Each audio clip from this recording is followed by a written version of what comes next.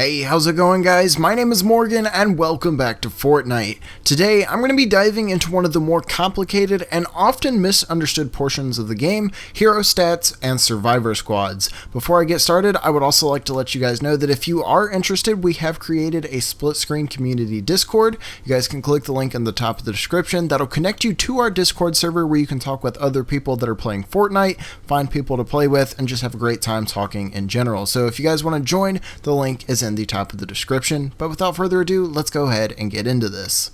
Let's start off by talking about your hero stats. What are they, what do they do, and how can you increase them? Your hero stats are known as Fort, or Fortitude, Offense, Resistance, and Tech. Fortitude represents your health and health regeneration rate.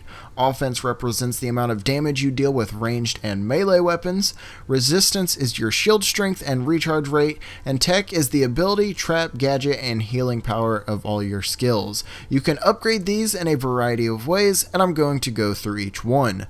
Obviously, you can upgrade and evolve your hero to make them stronger, but let's look at some of the less obvious ways to buff your stats that will hopefully make you a husk-slaying machine in no time. Once you've got your primary hero selected on the hero screen, you can now slot two more heroes in the squad bonus section.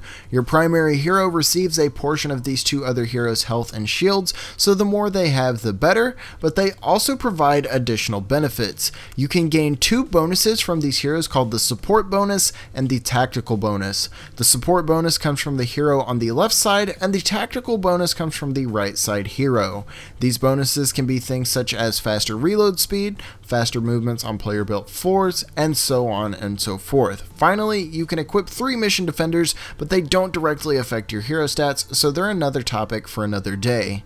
Now that you've got your primary hero slotted and hopefully the start to some great stats, let's talk about one of the most important stat boosting features in Fortnite, survivor squads. There are 8 survivor squads total, and these are unlocked through skill tree progression. You will unlock access to each specific squad through progression, and then you'll move on to unlock various positions inside the squad.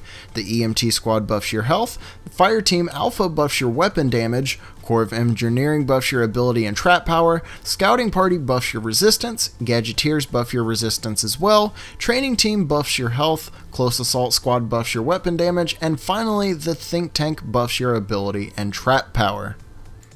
Basically, your goal is to equip lead survivors whose job matches that of the corresponding survivor squad. For the EMT squad, you want a lead survivor like the doctor, for example, and you can identify they are a job match by looking at the symbol in the bottom right of their card and verifying that it matches the squad you're placing them in. Once you've slotted a lead survivor with a job match, you can then begin adding survivors to the squad. Each survivor you add will slightly increase your power level and the fort bonus that specific squad provides. You can get an even larger bonus to your stats if you perform what is known as a personality match, which every survivor has a personality listed such as adventurous, cooperative, or curious. If you match survivors with the same personality as your lead survivor, you'll notice an even larger increase to your stats. In addition to all of this, you can also match survivor cards and get additional buffs that don't necessarily correspond to the squad you're placing them in. For example, in my EMT squad, I have all 3 survivors with a ranged damage bonus. In order to get this bonus, I need 3 total matches, which you guys can see by looking here. Once you match enough of these survivors in a single squad, that squad will then begin to provide that bonus to your character. Survivors can be leveled by using survivor experience to further increase your power level, and you can retire survivors that you're not using for extra survivor XP and use this to level your main units.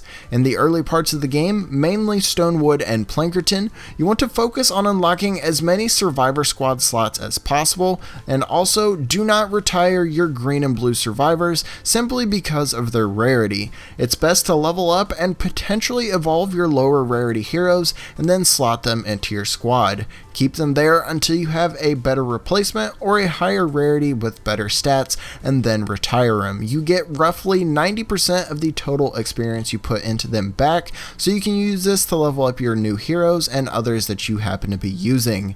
Anyways, guys, that brings us to the end of the video. As you can see, survivor squads for the endgame player are going to be a very tedious game of min and max, and you're going to be striving to get the best survivors possible. We just wanted to briefly go over survivor squads and how they work, as they are incredibly important and must be used properly and in order to get the most out of your squads. If you guys have any other questions pertaining to the squads and you want us to clear it up, be sure to let us know in the comments below. I also want to take a moment to thank all of you guys for the outstanding support you've been showing on all of our videos here lately. It's absolutely awesome. Thank you guys so much. But anyways, my name is Morgan. Thank you for watching Split Screen, and I will see you next time.